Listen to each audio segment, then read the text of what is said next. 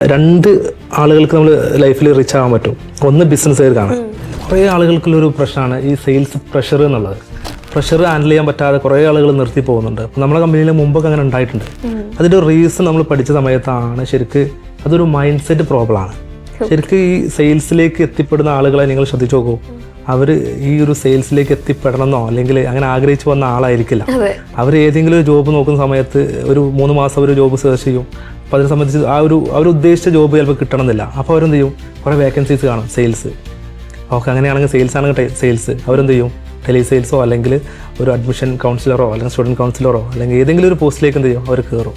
പിന്നെയാണ് അവരെന്ത് ചെയ്യുന്നത്, പഠിക്കുന്നത്. അപ്പോൾ ഇത് ഇഷ്ടപ്പെടാതെ കയറിയ ഒരാളായിരിക്കാം. അപ്പോൾ അവിടെ ഈ പ്രഷർ എന്താണെന്നുള്ളതും അല്ലെങ്കിൽ ഒരു ടാർഗറ്റ് എന്താണെന്നുള്ളതും അങ്ങനത്തെ കാര്യങ്ങളൊന്നും അറിയാതെ കയറിയ ഒരാളായതുകൊണ്ട് തന്നെ ഇതിനെ ചിലപ്പോൾ ഓവർകം ചെയ്യാൻ അവർക്ക് പറ്റണമെന്നില്ല. ഒരു വർഷം ചിലപ്പോൾ അവർ വർക്ക് ചെയ്യും, അല്ലെങ്കിൽ ഒരു 3 മാസം അവർ വർക്ക് ചെയ്യും, അല്ലെങ്കിൽ ഒരു 6 മാസം വർക്ക് ചെയ്യും. പിന്നെ അവർക്ക് ഇത് ഒരു ഫാമിലി ലൈഫിനൊക്കെ എഫക്ട് ചെയ്യുന്ന സമയത്തായിരിക്കും ഇതെന്ത് ചെയ്യുക, ഇത് നമുക്ക് പറ്റിയ ജോബല്ല എന്നുള്ളത് മനസ്സിലാക്കുക. ശരിക്കും ഇതിൻ്റെ തുടക്കത്തിൽ അവർ എന്താണ് സെയിൽസ് എന്നുള്ളതും എന്തിനാണ് സെയിൽസ് ചെയ്യുന്നതെന്നുള്ളതും ആ ഒരു മൈൻഡ് സെറ്റ് അവർ ഉണ്ടാക്കിയെടുത്തിട്ടുണ്ടായിരുന്നെങ്കിൽ ഈ പ്രശ്നമൊന്നും ഉണ്ടാവില്ല. ഇപ്പോൾ നമ്മുടെ കമ്പനിയിൽ തന്നെ 5 വർഷം 10 വർഷം ആളുകളൊക്കെ ഉണ്ട്.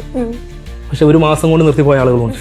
ഒരു മാസം കൊണ്ട് നിർത്തിപ്പോയ ആളുകളെ കുറിച്ച് നമ്മൾ പഠനം നടത്തിയ സമയത്ത് അല്ലെങ്കിൽ 3 മാസം കൊണ്ട് നിർത്തിപ്പോയ ആളുകളെ കുറിച്ച് നമ്മൾ പഠനം നടത്തിയ സമയത്ത് നമുക്ക് മനസ്സിലായതാണ് അവർക്ക് ഈ മൈൻഡ് സെറ്റ് ഇല്ല എന്നുള്ളതാണ്. ഇപ്പോൾ നമ്മൾ ട്രെയിനിങ് കൊടുക്കുന്നത് ഈ ഒരു ഉദ്ദേശം വെച്ചുകൊണ്ട് തന്നെയാണ്. അതായത് മൈൻഡ് സെറ്റ് ആദ്യം നമ്മളിപ്പോൾ ഇതിൽ കുറേ കാര്യങ്ങൾ പഠിപ്പിക്കുന്നുണ്ട്. ഒരു സെയിൽസ് എങ്ങനെയാണ് സംസാരിക്കേണ്ടത്, അല്ലെങ്കിൽ ഒരു ക്ലോസ് ചെയ്യേണ്ടത് എങ്ങനെയാണ്, ഒബ്ജക്ഷൻ ഹാൻഡിൽ ചെയ്യേണ്ടത് എങ്ങനെയാണെന്ന് മാത്രമല്ല, ആദ്യം പഠിപ്പിക്കുന്നത് എങ്ങനെയാണ് ഒരു മൈൻഡ് സെറ്റ് സെയിൽസ് നിൽക്കാനുള്ള, അതായത് ഒരു സെയിൽസ് മൈൻഡ് സെറ്റ് എങ്ങനെ ഉണ്ടാക്കി കൊടുക്കുക എന്നുള്ളതാണ്.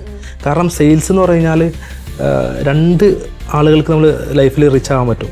ഒന്ന് ബിസിനസ്സുകാർക്കാണ്, അതായത് അത് ഇൻവെസ്റ്റ് ചെയ്യണം. അതായത് എമൗണ്ടൊക്കെ ഇൻവെസ്റ്റ് ചെയ്തിട്ട് നല്ലൊരു ഐഡിയ ഉള്ള ഒരാൾക്ക് എന്ത് ചെയ്യാൻ പറ്റും, റിച്ച് ആകാൻ പറ്റും. അതുപോലെ തന്നെ ഒരു മേഖലയാണ് സെയിൽസ് എന്നുള്ളത്. ഇത് ശരിക്കും മനസ്സിലാകാത്തതുകൊണ്ടാണ് ഇവർക്ക് ഈ പ്രഷറൊന്നും എന്താ പറയുക താങ്ങാൻ പറ്റാതെ അവർ നിർത്തി പോകുന്നത്. ഇതൊരു എന്താ പറയുക സുഖമുള്ള ഒരു മേഖലയാണ്. അതായത് സെയിൽസ് ശരിക്കും ഒരു വൈഡ് ഓപ്പർച്യൂണിറ്റിയാണ് ഏൺ ചെയ്യാനായിട്ട് അല്ലേ. ഓപ്പർച്യൂണിറ്റി മാത്രമല്ല, ഇതൊരു ഭയങ്കര രസമാണത്. ഈ ടാർഗറ്റ് ഒക്കെ എന്ന് പറഞ്ഞു കഴിഞ്ഞാൽ അച്ചീവ് ചെയ്യുമ്പോൾ കിട്ടുന്ന ഒരു കിക്ക് ഉണ്ടല്ലോ, അത് ഭയങ്കര ഒരു കിക്കാണ്. അത് മറ്റുള്ള പുറത്തുള്ള ലഹരി ഉപയോഗിച്ചാലൊന്നും അത് കിട്ടൂല.